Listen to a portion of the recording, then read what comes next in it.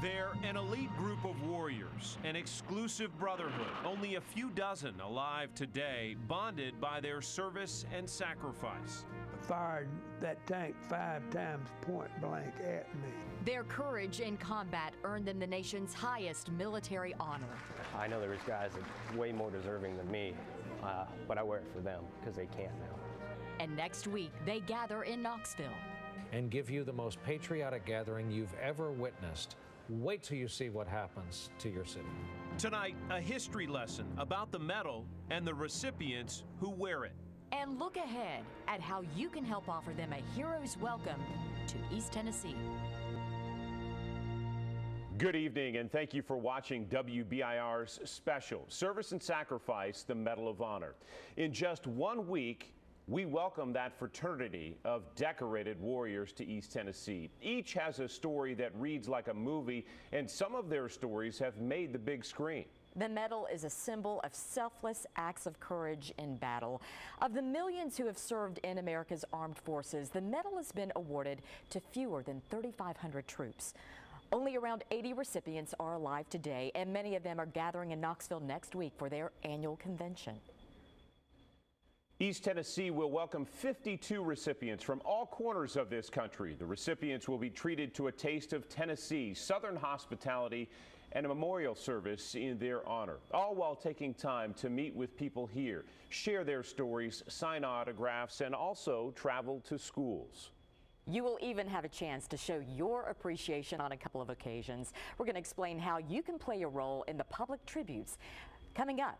But first, more on the actions that set these troops apart.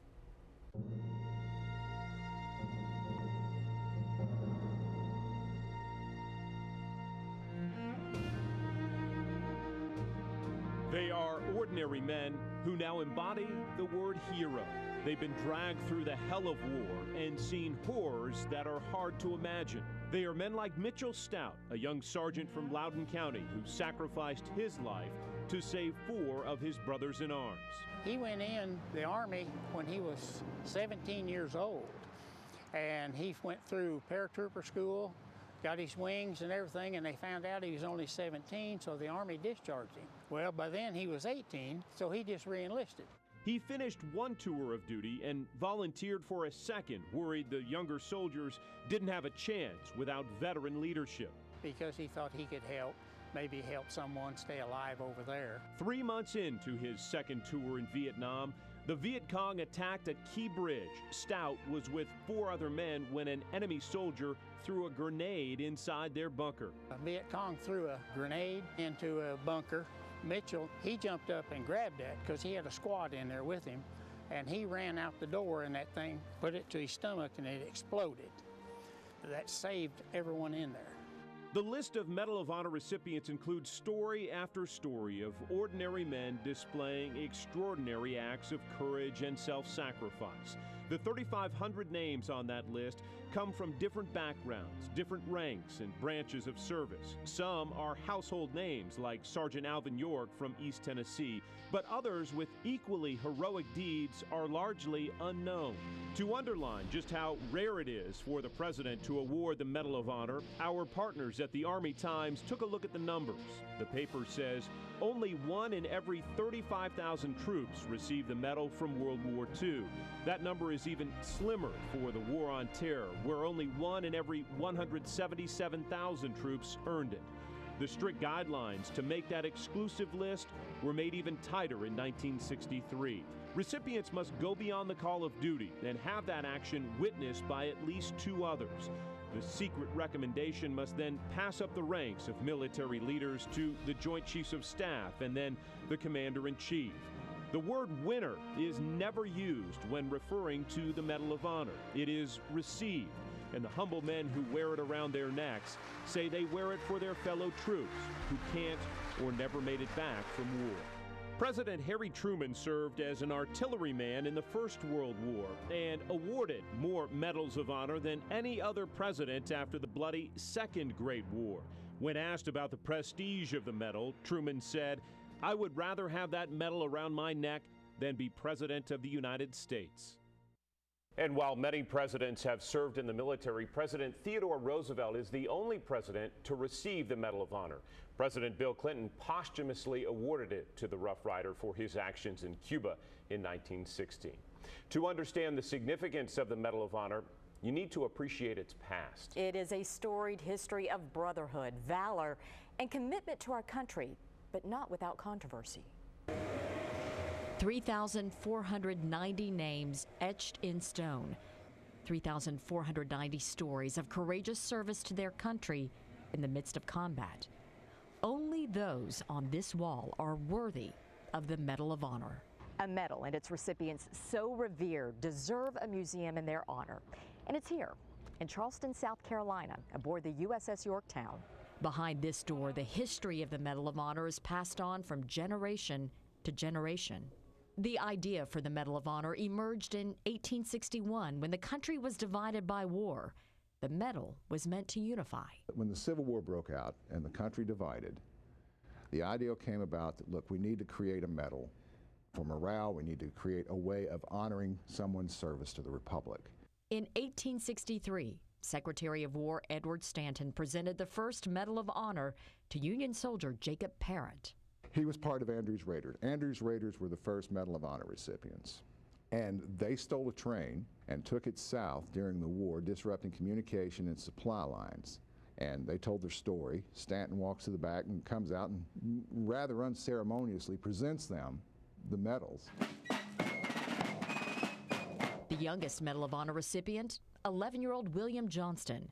Young Willie was a drummer boy who stood tall while his fellow soldiers tossed their equipment and retreated under Confederate pressure. And the story of this 11-year-old exhibiting this much courage and thinking, having his head about him enough to come out with the equipment, impressed President Lincoln, who wrote a letter to then Secretary of War Edwin Stanton and said, this child deserves a Medal of Honor.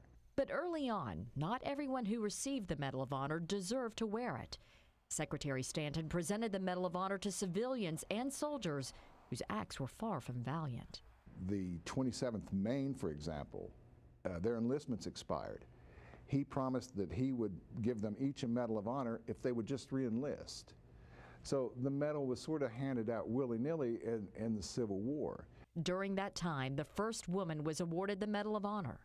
Dr. Mary Walker, a civilian surgeon, traveled from battle to battle, volunteering at hospitals on the front line. She wanted President Johnson to give her a commission into the U.S. Army. And he said, look, we've got this new medal, and we're going to present you this Medal of Honor for your service to the Union Army.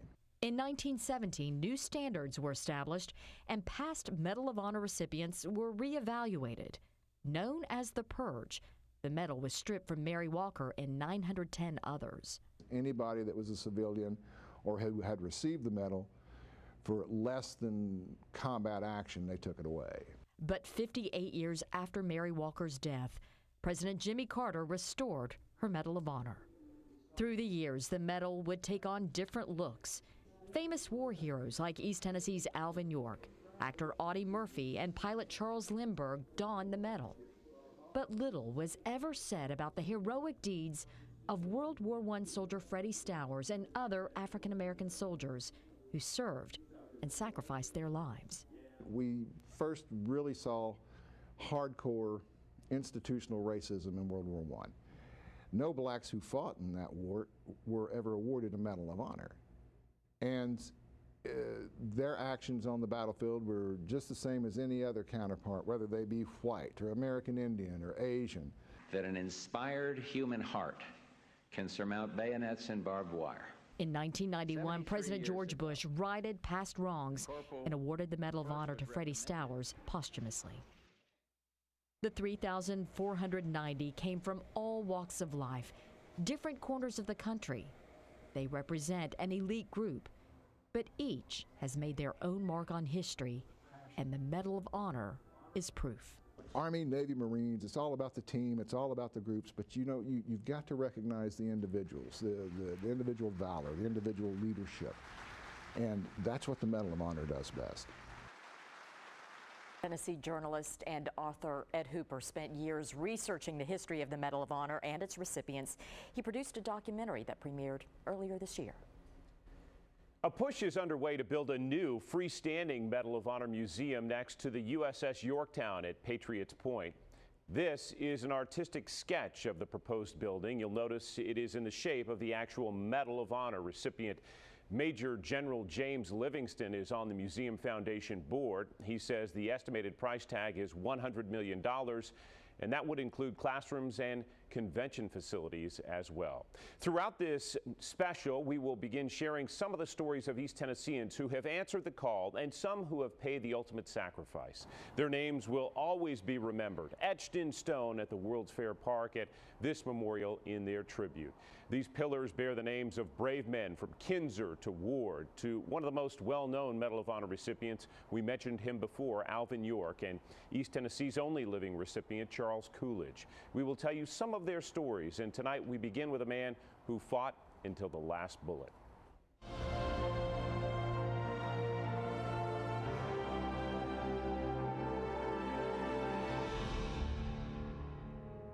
In the battle for the Pacific in World War II, Knoxville-born Troy McGill fought until his last breath. They had been in continuous battle, fighting for 4 days and nights before that. When the Japanese, they just would not stop coming at him. They just rushed, and he fought until the end.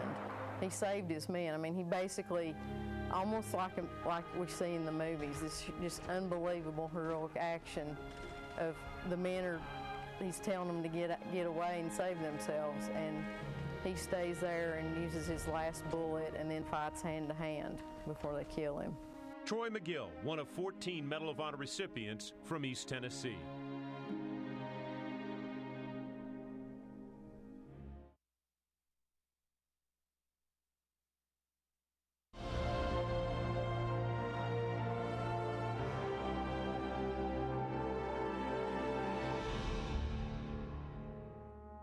During the trench warfare of World War I, Russellville native Edward Talley charged the enemy armed only with a rifle. This was a period of intense fighting during the 100 Days campaign when they're trying to break through the Hindenburg line. It's very, very difficult. After seeing a lot of his comrades killed, he apparently single-handedly stormed a machine gun nest. Sergeant Talley's solo charge, where the Hamblin County native killed or wounded half a dozen enemy troops and single-handedly fought back a counterattack, made him one of East Tennessee's 14 Medal of Honor recipients.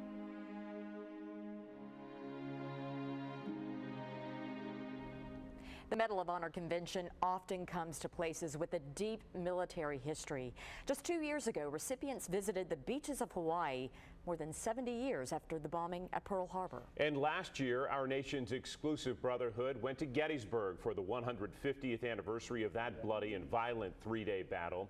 We traveled there with them to get a look at what East Tennessee can expect this year. We watched as recipients signed autographs, visited the historic battlefields, and met with people there. They're national heroes, and it's very emotional to see them with their medal around their neck, and you realize that that's not given to them. They earned that. These individuals were at the wrong place at the right time, and they're like all of us. They're regular Americans, and they stepped up when it really meant something and saved a lot of lives. The recipients traveled to this historic battlefield, the site of our nation's bloodiest battle. There were 50,000 casualties during that three-day fight. 63 warriors received the Medal of Honor on these hallowed fields. Tennessee's long history was one of the pillars for why the convention came here this year. The state earned its nickname the Volunteer State during the War of 1812. Major General Andrew Jackson led 5,000 soldiers into battle against the British. 1,500 of those troops were Tennesseans who volunteered for the fight. Outnumbered by more than 2,000, Jackson and his Tennessee volunteers, as well as the American forces there, repelled the British in the Battle of New Orleans. And that is just the tip of Tennessee's military history. 150 years ago, several familiar sights in East Tennessee's backyard were bloody battlefields. 32 Civil War soldiers received the medal during skirmishes and battles all around East Tennessee. Two of those men were Joseph Brandel and Frederick Swift, who set themselves apart for bravely flying the flag during a Union retreat near Lenoir City. Brandel suffered a horrific wound, but still pushed forward. I read the officer's report, and it said he literally was shot in the head, and the bullet came out in his right eye, but he kept carrying the colors until the officer ordered him to the rear. And amazingly, Brandel did not die, and Swift stepped in. He picked up the flag and earned the medal for gallantry carrying the colors.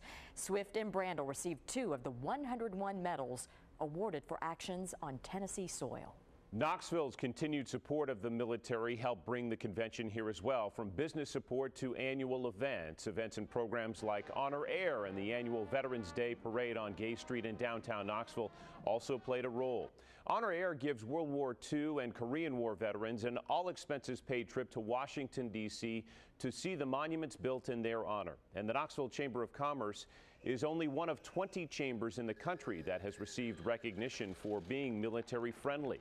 The chamber says the city's commitment and its support to that spirit is helping make the convention one of the biggest in recent years.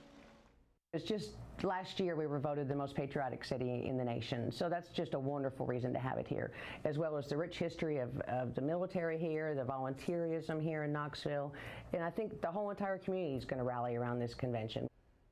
Convention leaders say this will be the biggest gathering of recipients in 2 decades. They say that will bring about $1 million into the city. And Visit Knoxville President Kim Bumpus says it will help put Knoxville in the national spotlight.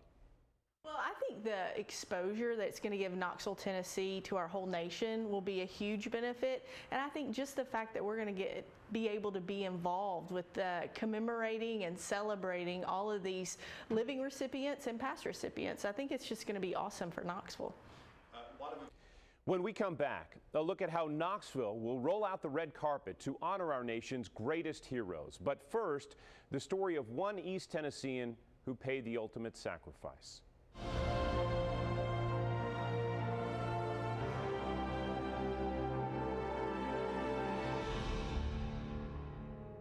One of 2 East Tennessee Marines to receive the Medal of Honor, Albert Kinzer sacrificed his life in close combat to save his fellow Marines.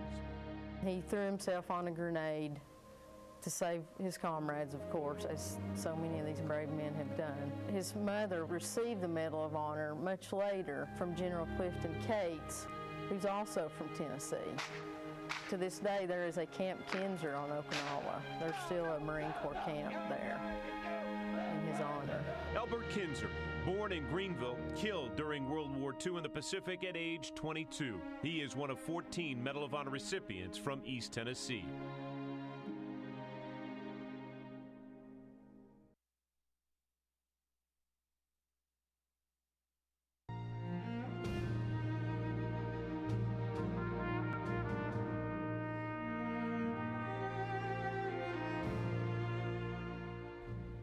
Medal of Honor Convention Chairman Joe Thompson wants Knoxville to roll out the red carpet for the recipients. He said he wants them to feel welcome when they arrive here in East Tennessee. And that will begin the moment they get off the plane. Since June, this 27-foot Medal of Honor display featuring faces of some of the recipients and a short video has been a hub for people to learn more about the medal and the convention. Airport spokesperson Becky Huckabee says they've seen a lot of interest in that display. She says it's just a small way to pay tribute to Knoxville's honored guests. We wanted to make sure that from the moment that these distinguished people got off of the plane and were able to come into our terminal, that they knew we had been preparing for them to be here, and we wanted to welcome them and to show our respect and how much we honor their service to our country. So it was just a natural location for us to be a part of this. Huckabee said they will also decorate the terminal as recipients arrive next week. She said greeters will help get them to their cars and to Knoxville so they can begin a busy couple of days of events. And the convention officially kicks off Wednesday, and that is when Knoxville will get the chance to greet those honorees. Wednesday afternoon, WBIR is inviting you to our recipient welcome. It begins at 3:45. We will have live coverage of that event as the recipients arrive here in Knoxville. Recipients will be bussed over the Clinch Avenue Bridge over World's Fair Park, and you can greet them with a patriotic salute and a wave as they begin the first evening of the Medal of Honor convention. We are inviting everyone to give them a warm welcome. Bring signs and flags. All active duty and retired military are welcome to wear their uniforms. Again, that begins at 3:45. Now, some other highlights of the convention include a dinner at Blackberry Farms, a luncheon honoring East Tennessee's generations of service, music from the Charlie Daniels Band, an autograph session, and the Patriot Awards Gala. Those events are close to the public. On Thursday, East Tennesseans will get the chance to talk with the recipients, ask them questions during 2 open town hall forums. One will be on UT's campus in Cox Auditorium. The second will be at the Y-12 National Security Complex. Both begin at 10 in the morning. Both events are open to the public, but seating is limited. Now, you can find a list of all the events and more information about each at WBIR.com. There we have more stories on the recipients, the history surrounding the medal, and more on the convention. Also, while they're here, the recipients will head to schools in Knox, Sevier, and Blount counties to talk with students about the Character Development Program. Students will get a chance to meet the men they've been studying as the recipients take their stories to the classroom. Knox County Schools has trained more than 200 teachers in the Character Development Program. It's a way they can teach students about character, courage, integrity, and service. For the second straight year, a class of UT journalism students will follow the recipients and document the convention. Dr. Nicholas Geithner and his class of UT students are getting ready for the convention. They went to Gettysburg last year, and this year, a team of broadcast and print journalists will tell the stories of the recipients and their families. Dr. Geithner says it's a great way that these young journalists can get practical, hands-on experience. Well, when I saw that this was coming to Knoxville, I just thought that these men really just had amazing stories, but they also presented an opportunity for our students to try to find different ways to cover these men who have been covered for years and years and years. Those students will produce a couple of live newscasts, and their stories will be published online as well. When we come back, the story behind the movie Lone Survivor. We'll hear from the man who lived through one of America's deadliest battles in Afghanistan. First, though, a profile of courage.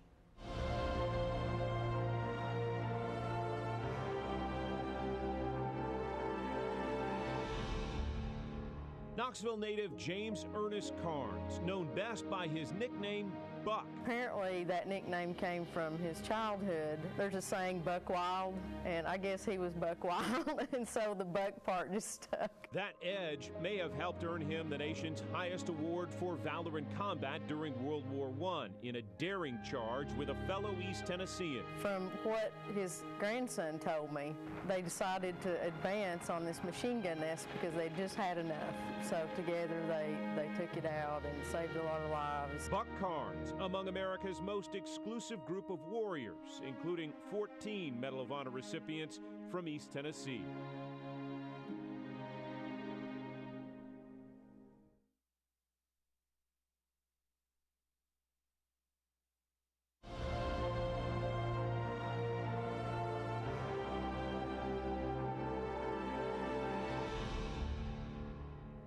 Born in Cleveland, Tennessee, by his early 20s, Paul Huff was crawling solo through a hail of bullets in a minefield in Italy, firing on an enemy machine gun nest. And then after that, he took the machine gun emplacement out. He drew fire away from his comrades. Corporal Huff and his unit of 6 took on a company of 125 Germans and won that fight in World War II. He's one of the few that stayed in the service. He became an officer and also went to Vietnam. So Huff really served his country well. Paul Huff, one of 14 Medal of Honor recipients from East Tennessee. Medals of Honor are rarer today than in years past. To date, only 16 troops have received the medal during the wars in Iraq and Afghanistan. One of the medals went to Michael Murphy, a Navy SEAL who paid the ultimate sacrifice during Operation Red Wings. One man who fought in that battle made it famous. Navy SEAL Marcus Luttrell wrote a book and endorsed the movie by the same name, Lone Survivor. Push that time. The movie plays out on the big screen in violent fashion. Navy SEAL Marcus Luttrell relives it every day. That had to be one of the most difficult things, I think. The recent film Lone Survivor tells the courageous story of Lieutenant Michael Murphy and his squad of 3 other Navy SEALs. Actor Mark Wahlberg is the star. There was a couple of times where we went off by ourselves. We had dinner or whatever, and he just sat there and he said, "Tell me." And I did. I just opened up. Wahlberg's portrayal of Luttrell tells the story of a 3-day battle in the mountains of Afghanistan back in 2005 that began with surveillance of a Taliban leader. Shaw killed 20 Marines last week. We let him go. 40 more will die next week. The SEALs ID'd their target, but the mission took a decisive turn when local goat herders stumbled across those special operators. This op is compromised. The way I see it, we got 2 options. 1, we let them go, roll the dice. Second that they run down there, we got 200 on our backs. This is not a vote. We're gonna cut them loose, and we're going home. Roger that, sir. High mountains and remote terrain blocked repeated attempts by the SEALs to reach base. Problems calling for quick evacuation caused the mission to spiral. And after they were set free, the goat herders warned insurgents about the Americans. The SEALs soon found themselves under fire from dozens of enemy guns. Hours into that fight and in the heat of battle, Murphy fought and climbed his way to open ground, exposing himself to enemy fire to make a call for help from an emergency sat phone. The New York native continued to fight with no cover until he was shot and killed. For those actions, he received the Medal of Honor posthumously. You want to talk about weight when you take on something like this? American reinforcements did come, but an enemy rocket hit a helicopter and killed all 16 aboard. Back on the ground, 3 of the 4 Navy SEALs died in the fight, and Luttrell survived with the help of some sympathetic Afghan leaders. When this gunfight went down and the information was coming out off of the mountain that there was 1 person left, nobody knew who that was. Operation Red Wings marked the largest loss of life for the SEALs since Vietnam. Luttrell and his fellow SEALs became the most decorated team in the history of America's special operators. He and 2 teammates were awarded the 2nd highest honor, the Navy Cross, and Mike Murphy, the Medal of Honor. Mark Wahlberg played Marcus Luttrell in Lone Survivor. Luttrell said the 2 became good friends as they were making that movie. He said he noticed Wahlberg's attention to detail and the care he has shown to members of the military. That is why Wahlberg will receive one of the 4 Patriot Awards at this year's convention. The awards honor civilians who've made a commitment to the men and women who service this country. Wahlberg will receive the Bob Hope Award for Excellence in Entertainment. Army veteran and U.S. Supreme Court Justice Samuel Alito Jr. will receive the Patriot Award. Another honoree, CNN's Jake Tapper, will receive the Tex McCrary Award for Excellence in Journalism. Tapper has reported on several military topics and wrote a book called The Outpost, an untold story of American valor. And finally, CBS golf commentator David Faraday will receive the Distinguished Citizen Award for setting up the Troops First Foundation, an organization that helps wounded warriors when they return home from battle. All 4 are expected to be in Knoxville for the convention. They will receive the awards at Saturday night's Patriot Awards Gala. Well, for many East Tennesseans, military service is a family tradition passed down through the generations. This year's Medal of Honor convention is recognizing that by honoring those families. WBIR 10 News reporter Mary Scott introduces us to one with 15 service members in 4 generations. Very proud. Very humbled, too. By the looks of it, you might not realize these 3 Navy men are related. This is a picture that Dad whips out and shows everybody. Everybody. But the brotherly bond they share runs deeper than the surface. 2 are deployed.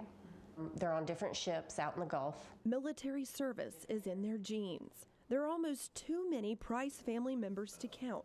4 of my immediate. Then there's Gary, that's 5. But in the past 4 generations. So 19? Yeah, probably 19. At least. At least that we know. My dad fought in World War II in the Korean War. My brother served in the Air Force. My oldest brother had been in the Navy. My other brother was in the Marines. I had an uncle that was in the Navy, another uncle that was a chaplain in the Marines and the Army. Two great uncles, his two brothers were frogmen in the Navy. So there's a large military presence in our families. And the Price's immediate family, it's pretty easy to tally. All 5 members have served or are serving in the Navy. Even though both Jeff and Sandra Price's fathers are Army veterans, they gravitated toward the Navy at an early age. It was always that bumper sticker that said, "Sailors have more fun."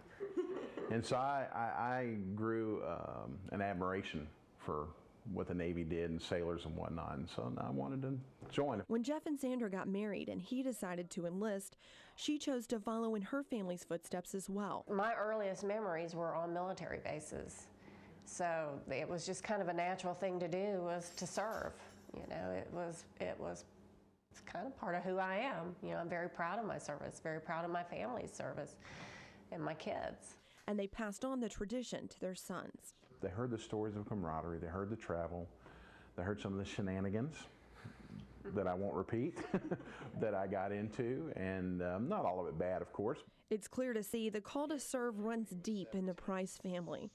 It's in their blood. Mary Scott, WBIR 10 News.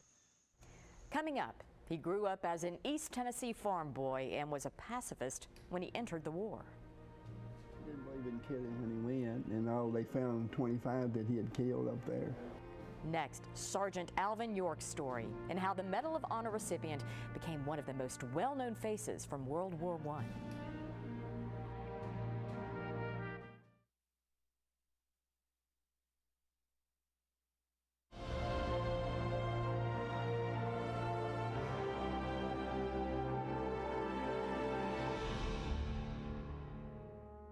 This film clip, taken in 1943 on the Pacific island of Tarawa, shows East Tennessee-born Marine Alexander Sandy Bonnyman leading the charge on a Japanese bunker. The 33-year-old Princeton-educated enlisted man died in that fight. Just the selflessness. I mean, through his whole life. I mean, he was older. He was already married and had a child. He was educated. His father was wealthy. He did not have to serve. He probably could have gotten out of it, but he didn't. He chose to serve. Alexander Sandy Bonnyman is one of 14 Medal of Honor recipients from East Tennessee. The number of living World War II veterans decreases every day. Today, there are only 7 living Medal of Honor recipients who served during the Second Great War. And one of them is this man, 93-year-old Charles Coolidge, who lives in Chattanooga. Coolidge spent more than 100 days on the front lines. He served in 5 campaigns over 5 years across 5 countries. His Medal Award-winning heroics came in October of 1944 on a hill called Hill 623 in France. Coolidge says he was outnumbered 100 to 2. He was staring down a German tank that opened fire on him when the Germans asked him to surrender. As he fired that tank 5 times point blank at me. Behind the tank was an infantry group.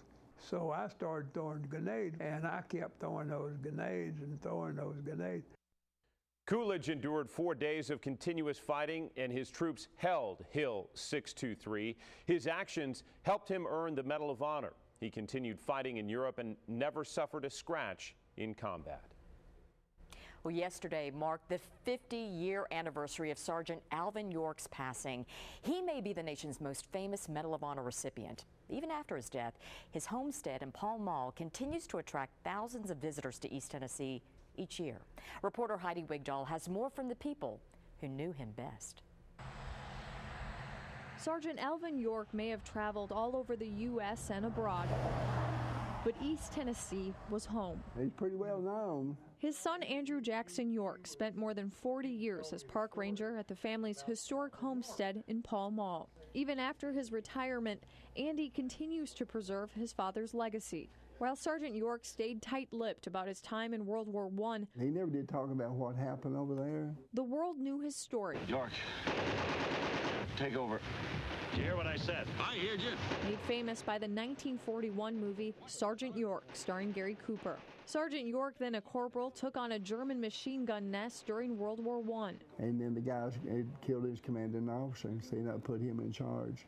And these other guys said, York, you've got to do something. They're going to kill us all. York's actions caused 132 to surrender from France's Argonne Forest. He didn't believe in killing when he went, and they found 25 that he had killed up there. Sergeant York received the Medal of Honor, but kept it hidden. So the last 3 years, he lay in this bed, and the safe was right there. And he would take them out sometime and look at them, and we'd put them back in there.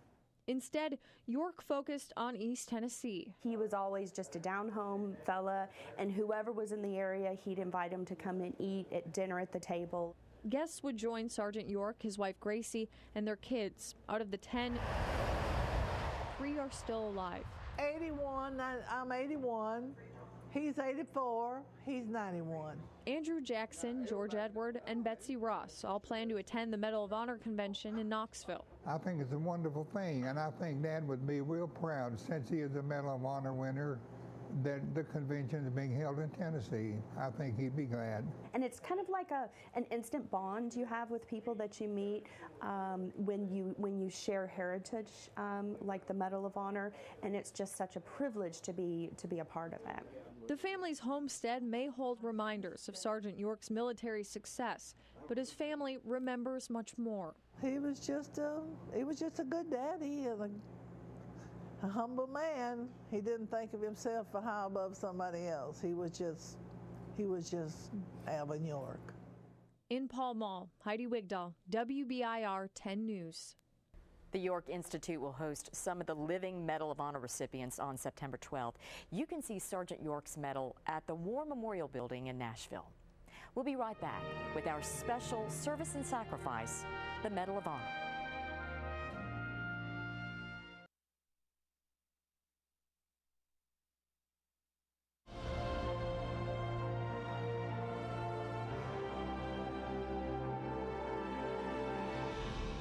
Milo Lemmer charged not 1, 2, or 3 enemy machine gun nests, but 4, one right after the other.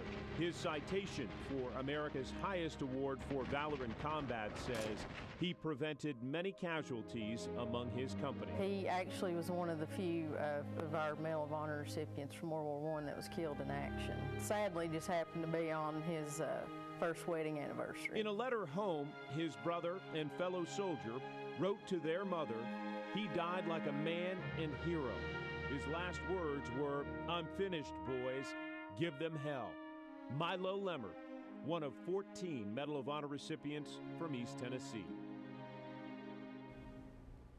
There are only 78 living Medal of Honor recipients, and sadly, time is taking its toll. 52 plan on coming to the convention. Their average age, 70 years old. Most heading to East Tennessee are from the Vietnam era. 3 recipients who fought in World War II are also coming to Tennessee. And that includes Boise, Idaho native Robert Maxwell, now 93 years old. He helped defend an observation post from an onslaught of German forces in France in 1944. The soldier even threw himself on an enemy grenade to protect his brothers. Amazingly, he survived, but still lives with the scars today. The youngest is 24-year-old Kyle Carpenter. The Mississippi native received his medal this past June for his bravery in Afghanistan. The Marine shielded fellow troops from a grenade blast. The most recent Medal of Honor recipient fought alongside an East Tennessee soldier killed during one of the bloodiest battles of the war in Afghanistan 6 years ago. At a ceremony in July, Staff Sergeant Ryan Pitts accepted the medal and dedicated it to the men who died. That included Lake City native Jason Hovader. He was one of 9 soldiers killed and 27 wounded in a battle in eastern Afghanistan. The president recognized Hovader's service during that memorial service. Corporal Jason Hovader, the husband who couldn't wait to become an uncle, the adventurous spirit who in every photo from Afghanistan has a big smile on his face.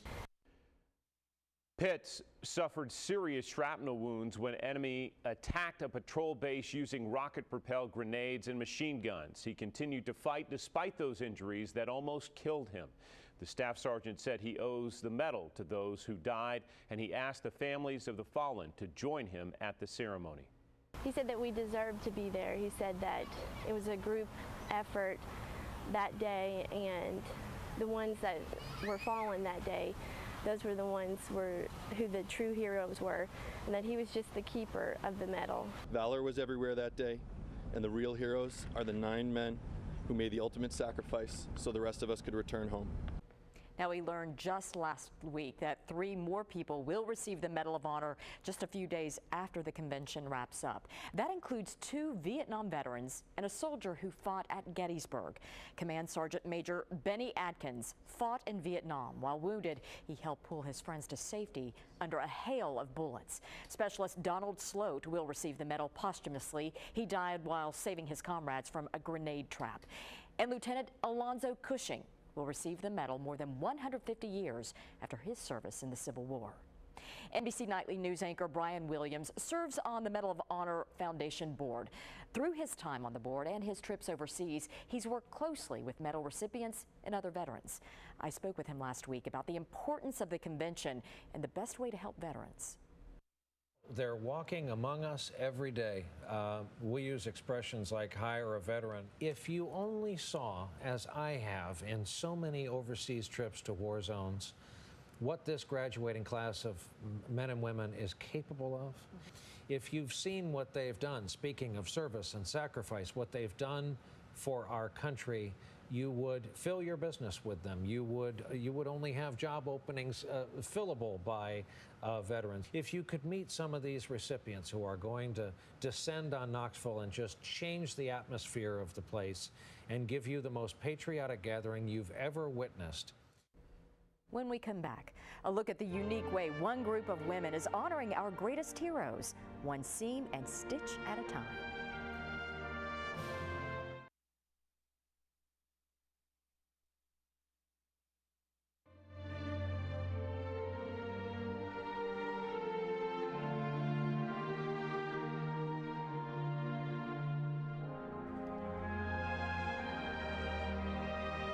That quote from Tennessee Governor Bill Haslam about how to honor this special class of veterans. One group has been hard at work for months coming up with handmade gifts they will hand to each recipient. 10 News reporter Mary Scott introduces us to these women and their unique creations.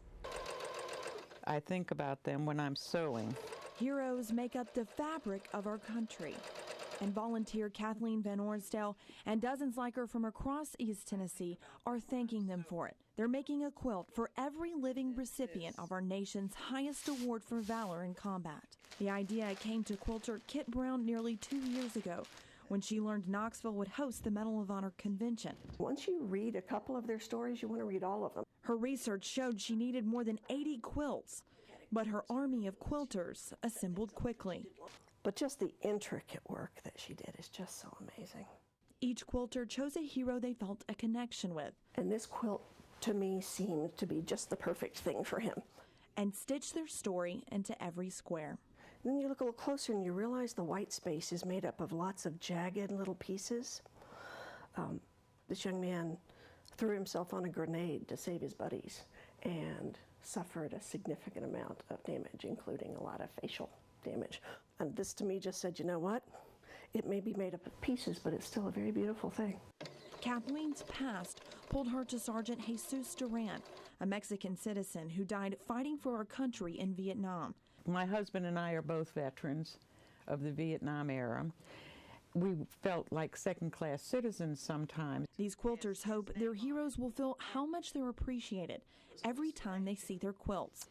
As I sewed, I thought of your hero and said many prayers of thanks that he was willing to go that extra mile for me and all Americans during his time in the service. And know they sewed hours of gratitude into every seam.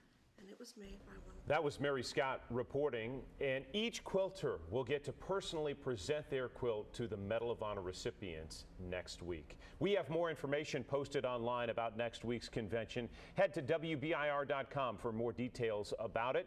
your chance to greet the veterans and more stories of Medal of Honor recipients. And while you are online, head to the Medal of Honor Convention website. There, you can leave personal messages of thanks to the recipients and contribute to the Medal of Honor Convention's mission.